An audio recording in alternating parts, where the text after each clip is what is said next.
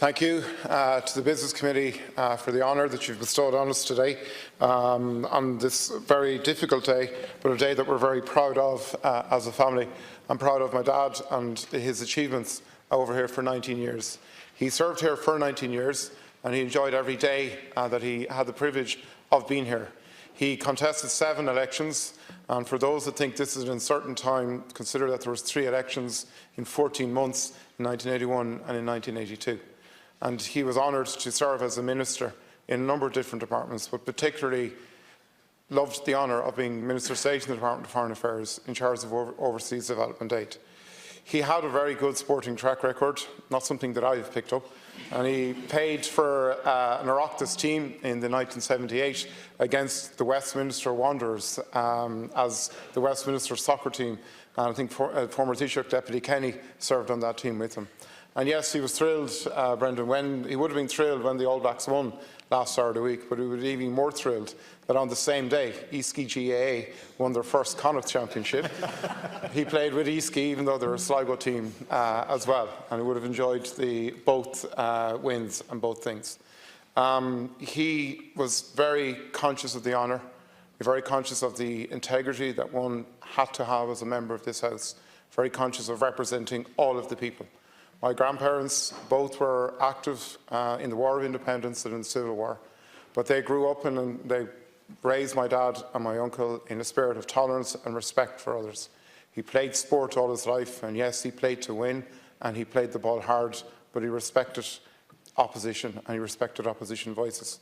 And if there's one thing we can do in that House, in this House now, it's to bear that in mind. He would have been honoured to share this with Seán Ardagh, somebody who he shared many traits with. They were always fond of checking in on the Mayo relations of the Ardaghs, but in as much as our loss, this is your loss as well, Moira and Catherine, and I'm sure your dad would have been delighted with all the endorsements you're getting from other sides of the House about taking the seat in the next general election, and we'll make sure that happens for him. So again, I concur to all of the party leaders for their warm words. To Minister Ring, our grief is very private, but it's very public, and we were absolutely, and I would have actually been mortified by the turnout at the funeral, but I did note you canvassed it well yourself, so there'll be a few in the box for you out of there. I don't know, we've asked ourselves a lot in the last 6 months as a family, is it possible to have a heart that is both broken and full of pride at the one time?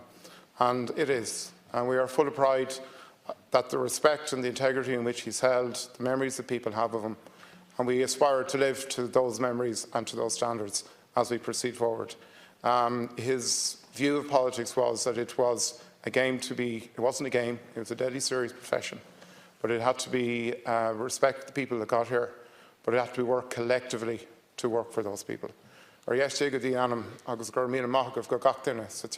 To everybody, to the members of my own party for their support during his illness and sense, to all of the staff of the House beyond the chamber for their support. We're very, very grateful.